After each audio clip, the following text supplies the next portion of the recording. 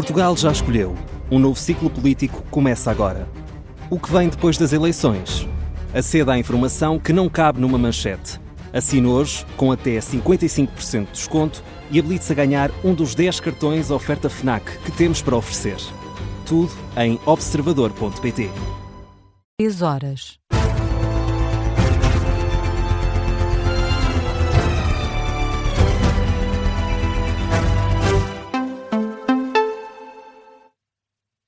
As notícias com Matilde Malva Sabino. Donald Trump diz que o Supremo Tribunal teve uma muito má decisão ao anular as tarifas. Afirma que se trata de uma decisão infeliz quando tudo estava a correr bem para todos os países. Já lá vai mais de uma hora de discurso do Estado da União no Capitólio, em Washington, D.C. Donald Trump sublinha que a imigração está mais controlada e a economia a dar sinais de melhoria desde que regressou ao poder e que Biden deixou a administração. Também é esperado que Donald Trump vá apresentar planos para o Irão durante este discurso. A informação foi avançada pela agência Reuters, que cita 2 responsáveis da Casa Branca.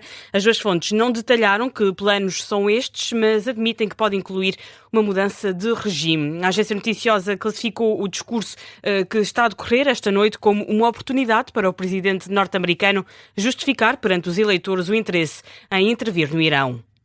António Costa reconhece que a guerra na Ucrânia já transformou a União Europeia e diz que é inaceitável a ideia de que a paz se consegue com a rendição. Em entrevista ao Jornal Público desta quarta-feira, António Costa defende que nos últimos 4 anos a União Europeia deu uma lição à Rússia por ter sido capaz de reconstruir uma defesa forte em termos financeiros, militares e industriais. Sobre a Hungria, António Costa diz que é inaceitável que um Estado-membro não cumpra o que foi combinado e acordado no Conselho Europeu. António Costa desvaloriza o bloqueio ao mais recente pacote de sanções à Rússia, que tinha sido preparado precisamente para assinalar o 4º aniversário da invasão militar na Ucrânia. Ainda assim, deixa palavras duras para o primeiro-ministro húngaro Viktor Orbán.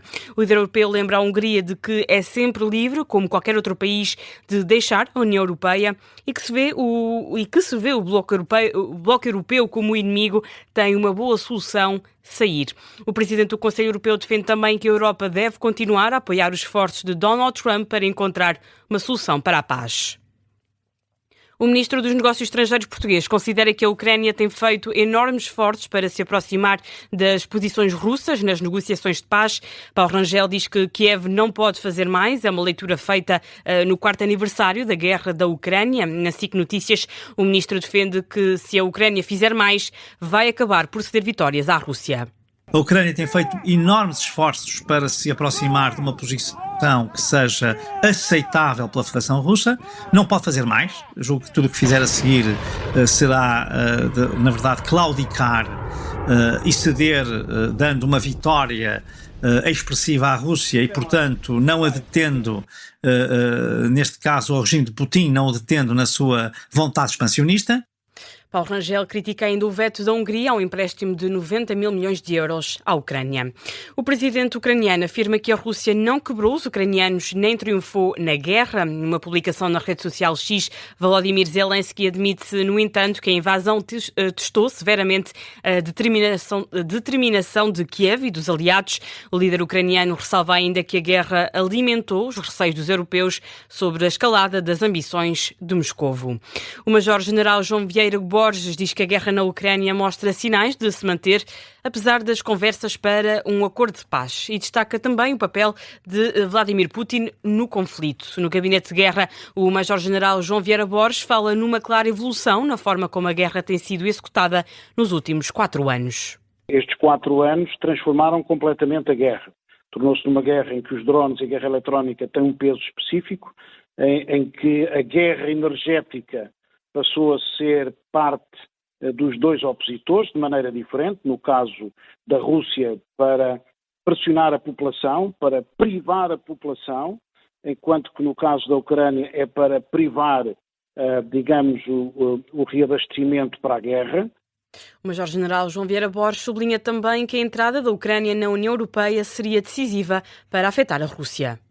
Eu acho que é fundamental para a Europa que a Ucrânia, independentemente de não respeitar todas as suas condições impostas, ou as condições impostas pela União Europeia, designadamente nas áreas da corrupção, na área das finanças, ela entra, porque esse é que é o instrumento mais forte que a União tem para fazer face à Rússia. O Major-General João Vieira Borges, esta terça-feira, no Gabinete de Guerra, dia em que a invasão militar russa à Ucrânia completou o 4º aniversário. Passemos agora para a atualidade nacional. O secretário-geral socialista assegura que não falta espaço de participação política dentro do partido. A resposta de José Luís Carneiro surge depois de um grupo de militantes socialistas ter criticado os prazos apertados para o próximo Congresso Nacional do PS. O líder socialista sublinha que qualquer sugestão é bem-vinda. Não falta espaço de participação política para todos quantos queiram contribuir positivamente para uma alternativa política a este governo. Como sabe, há mais de um mês que foi marcado o Congresso. No dia 26 estão previstas a entrega das moções de estratégia e, portanto, quem entendeu ser candidato teve o tempo suficiente para apresentar as suas candidaturas. As palavras de José Luís Carneiro antes de entrar para um encontro com militantes e simpatizantes em Viana do Castelo. No discurso, o líder do PS afirmou que o mais importante é discutir com as pessoas. O secretário-geral socialista escusou-se ainda a comentar mais um adiamento das eleições para o Conselho de Estado, Provedor de Justiça e Tribunal Constitucional.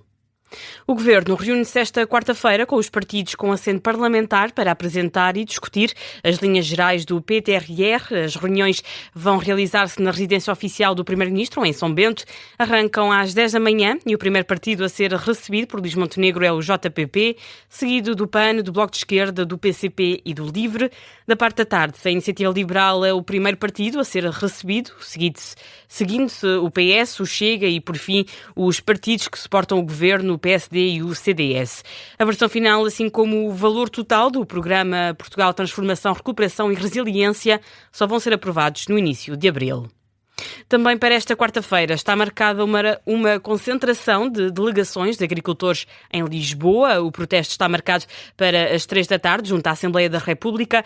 Em comunicado, a Confederação Nacional da Agricultura esclarece que o objetivo desta ação é alertar o Governo para a situação difícil dos agricultores e defender a produção. A Confederação exige ao Governo a salvaguarda do setor face às intempéries, a reforma da política agrícola comum e ao acordo comercial Mercosul.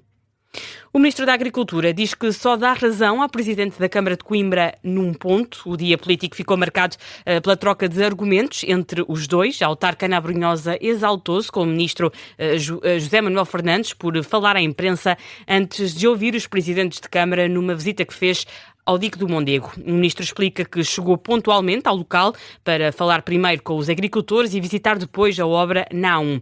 Fez um aviso prévio aos autarcas de que iria a Coimbra. José Manuel Fernandes diz que nunca se exaltou, ao contrário de Ana Brunhosa. Assegura que compreende que os nervos estejam à flor da pele depois das tempestades e que não lhe passa pela cabeça que a antiga Ministra do PS tenha criado um número político.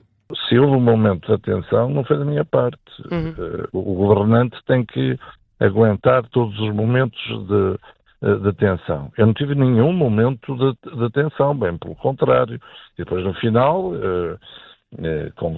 conversamos. Agora, eu não vou dizer que aquilo não vou cometer a indelicadeza ou a presunção de que aquilo pode ter sido uma coisa propositada para se fazer ali um número político da parte da Sra. Presidente de Câmara. Não vou dizer isso.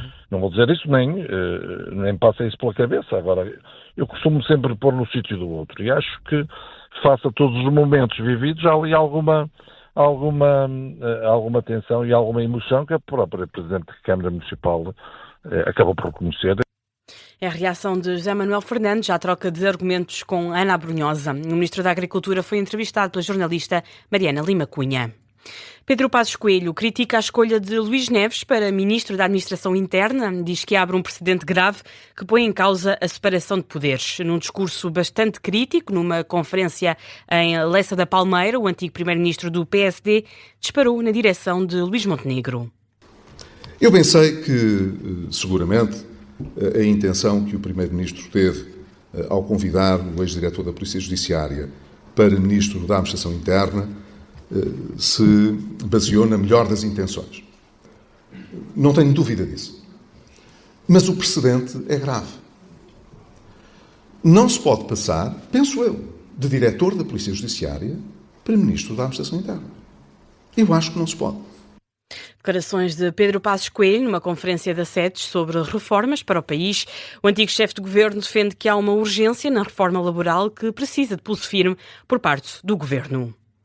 Marcelo Rebelo de Sousa agradece aos militares portugueses em missão na República Centro-Africana e não poupa nos elogios.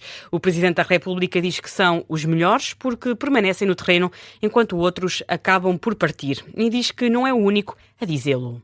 Meus amigos, não sabem, mas eu tenho no meu país os melhores militares do mundo, que são portugueses. Quando é preciso intervir, quando é preciso sermos os primeiros, somos nós, portugueses. Quando é preciso corresponder a situações então aflitivas no aeroporto, o antigo campo era bem pequeno, era partilhado com outros países e outras forças e outros contingentes. Quando é preciso tomar a iniciativa, quem aparece? Os portugueses. Marcelo Rebelo de Sousa a lembrar elogios a milhares de portugueses, a militares portugueses, aliás, numa referência à viagem anterior de Marcelo à República Centro-Africana em março de 2018. Fala de um outro mundo, nessa época ainda com a presença de militares franceses e de outros países europeus e latino-americanos, mas sem nunca conseguir substituir Portugal. E fechamos com justiça. José Sócrates diz que a recusa da extensão do prazo de preparação da defesa para a advogada Sara Leitão Moreira é mais um episódio de violência e arbítrio contra a defesa do ex-primeiro-ministro. Em entrevista à CNN Portugal, esta noite de terça-feira, José Sócrates fala num processo gigantesco. Esta é a terceira vez que o antigo primeiro-ministro vê advogados a renunciar ao caso devido à complexidade do processo. José Sócrates diz que a defesa é incapaz de ser preparada por qualquer advogado em 10 dias. Bom, este episódio é mais um episódio de violência e de arbítrio contra a defesa e contra, em particular, a minha advogada, tendo como alvo, naturalmente, a minha condição de acusado. É um processo absolutamente gigantesco em que nenhum advogado tem condições para, em 10 dias, se inteirar do seu conteúdo.